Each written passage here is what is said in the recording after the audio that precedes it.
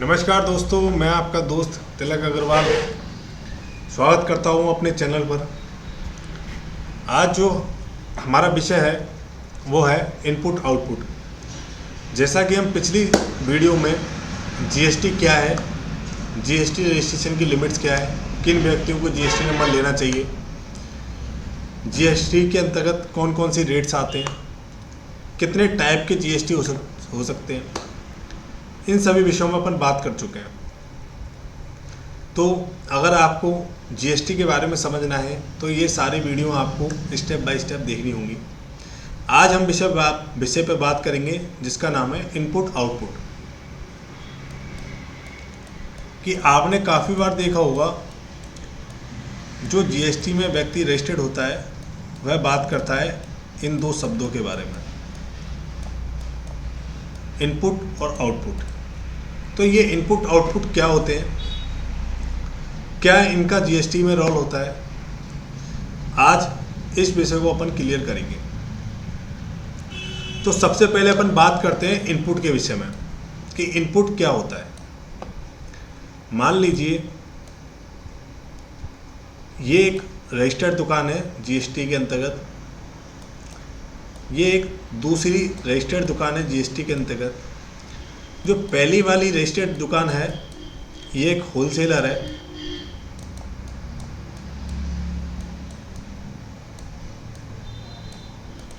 और ये एक रिटेलर है।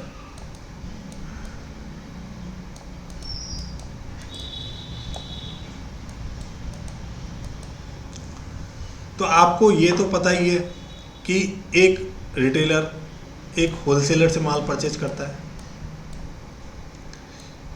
या एक डिस्ट्रीब्यूटर से माल परचेज करता है। तो बस इनपुट आउटपुट यही है। इनपुट आउटपुट का सेंस क्या है, बिल पे लगने वाले टैक्स से संबंधित बातें। जैसे जब एक होलसेलर यानी एक होलसेलर एक रिटेलर को माल बेचता है तो उस माल पर जो वह टैक्स लगाता है, यानी होलसेलर माल पर जो टैक्स लगाता है जिसका भुगतान रिटेलर द्वारा किया जाता है, तो यह इस व्यक्ति के लिए आउटपुट है, इस व्यक्ति के लिए इनपुट है। इसे मैं एग्जांपल के माध्यम से आपको समझा देता हूँ। मान लीजिए एक होलसेलर ने एक रिटेलर ने एक होलसेलर से माल परचेज किया जिसकी वैल्यू 1000 रुपये थी और उस पर 5% का टैक्स लगाया, यानी 50 रुपये इसने टैक्स लगाया। तो उस वस्तु की कीमत 1050 हुई। ये होलसेलर द्वारा बेचा जाना वाला माल है रिटेलर के लिए। जब रिटेलर द्वारा 1050 का पेमेंट कर दिया जाता है,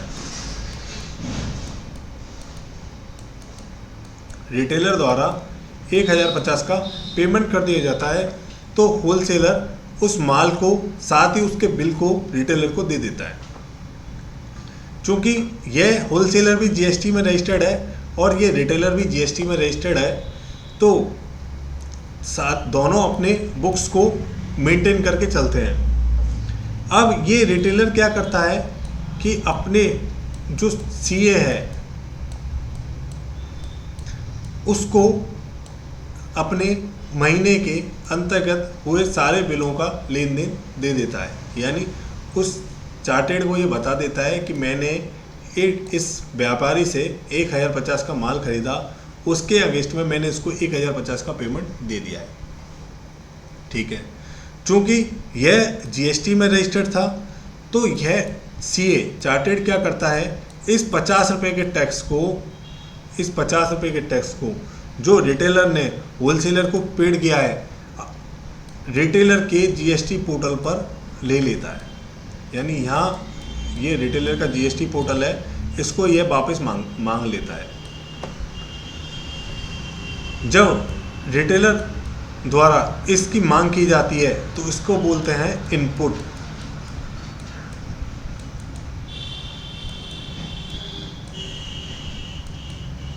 रिटेलर द्वारा जब इसको पोर्टल पर लिया जाता है तो इसको बोलते हैं इनपुट। और जब होलसेलर द्वारा इस 50 रुपये को पोर्टल पर दिखाया जाता है उसको बोलते हैं आउटपुट। यानी आउटपुट को शो करना, होलसेलर आउटपुट शो करेगा, यानी जो सेलर है वो आउटपुट को शो करेगा और जो रिटेलर है, जो परचेजर है, वो इनपुट को शो करेगा। जब होलसेलर 50 रुपये को शो कर देता है तो वो उसके लिए आउटपुट का पार्ट है, और जब रिटेलर इस 50 रुपये को क्लेम कर लेता है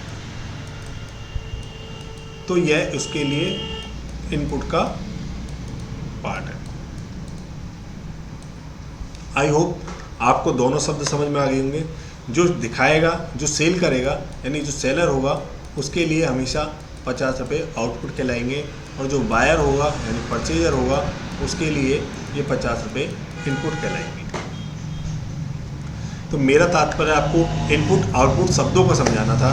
अब हम आगे बात करेंगे। जब ये रिटेलर, अब रिटेलर के पास कौन आएगा? कंज्यूमर आएगा। कंज्यूमर यानी हम लोग, यानी आप और हम, वह व्यक्ति जो किसी वस्तु को खाता है या उसका उपयोग करता है।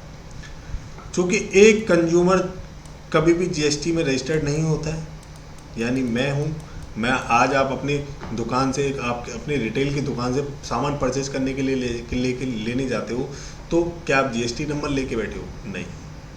आप जाते हो और रिटेलर से बोलते हो कि भैया वो एक सामान दे दो। अब जब रिटेलर उस सामान को बेचता है जिसकी कॉस्ट इसको 1050 पड़ी, क्या उसकी कॉस्ट उसको 1050 पड़ी? नहीं, उसकी कॉस्ट उसको पड़ी 1000, क्योंकि 50 रुपये उसने पोर्टल पर अपने वापस ले लिए थे। तो जब रिटेलर उस सामान को, जिसकी कॉस्ट उसको 1000 रुपये पड़ी थी, तो कंज्यूमर को बेचता है, तो वह कहता है कि अब इस प्रोडक्ट को, वह कहता नहीं है, वो सोचता है कि अब इस प्रोडक्ट को 1000 का ख़रीदा है तो कम से कम 1100 रुपये का तो मैं बेचूं। हो सकता है वो ज़्यादा बेच दे, 1200 का बेच दे, 1300 का बेच दे, लेकिन मैं आपको 1100 रुपये से एग्जांपल दे रहा हूँ।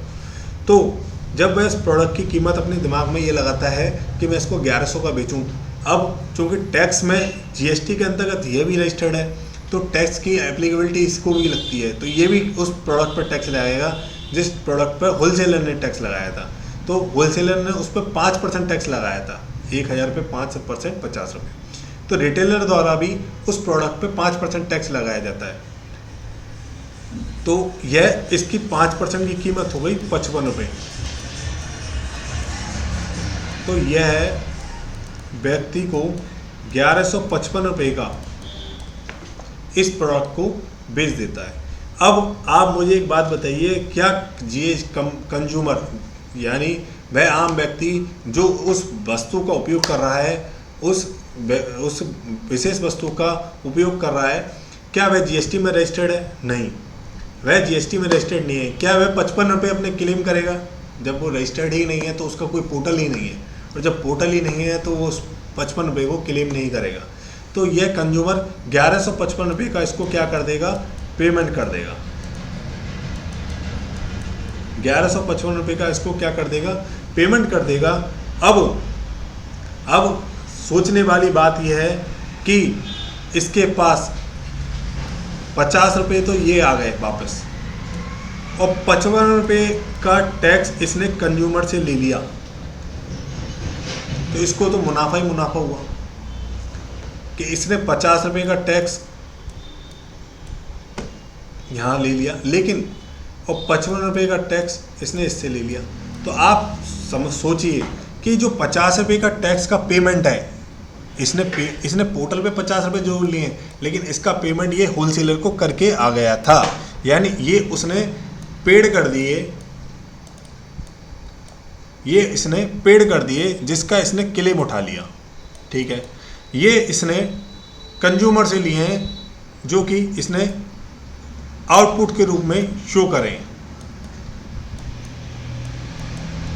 ये इसने कंज्यूमर से लिए क्योंकि ये भी पोर्टल पर शो करेगा, लेकिन ये सामने वाले का जीएसटी नंबर डाल के ये नहीं बताएगा कि ये प्रोडक्ट मैंने किसी रजिस्टर्ड पर्सन को बेचा है। यह बताएगा कि यह सेल मेरी कैश सेल है, यानी कंज्यूमर सेल है। तो ये इसके लिए 55 रुपये इसके लिए, क्योंकि ये सेल का पार्ट है, ये इसके लिए क्या रहा? आउटपुट रहा। और ये जो 50 रुपये इसने लिए थे, 50 रुपये जो इसने लिए थे, ये इसके लिए क्या था, इनपुट का पार्ट था। तो जब इनपुट 50 रुपये है और आउटपुट 55 रुपये है पोर्टल पर, तो 5 रुपये की आउटपुट की लायबिलिटी रहेगी, जो कि रिटेलर को अपनी जेब से पेड करनी पड़ेगी,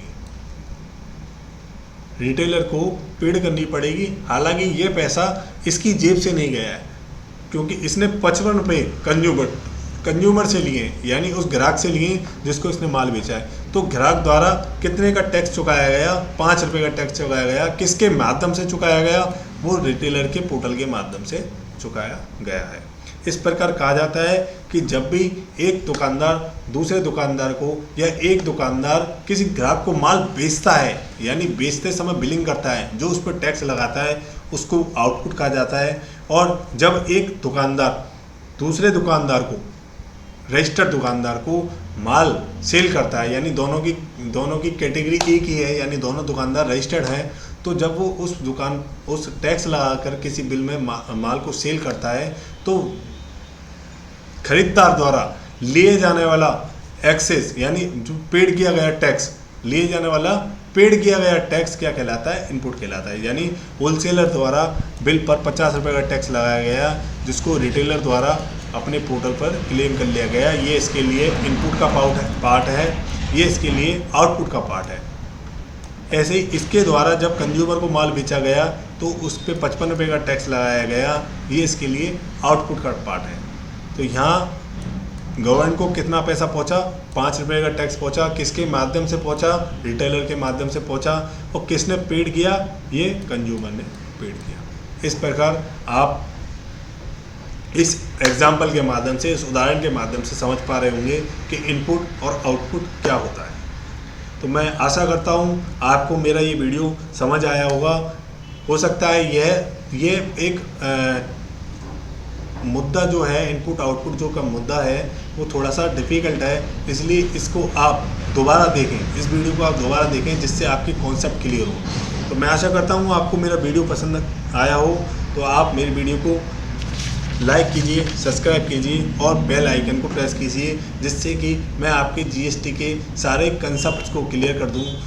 आप मेरे पुराने वीडियो को भी देख सकते हैं, जो स्टेप बाय स्टेप चल रहे हैं, जिसमें मैंने आपको सारे जीएसटी के छोटे छोटे वीडियो बनाकर आपको पूरा जीएसटी समझाने की कोशिश कर रहा हूं। धन्यवाद।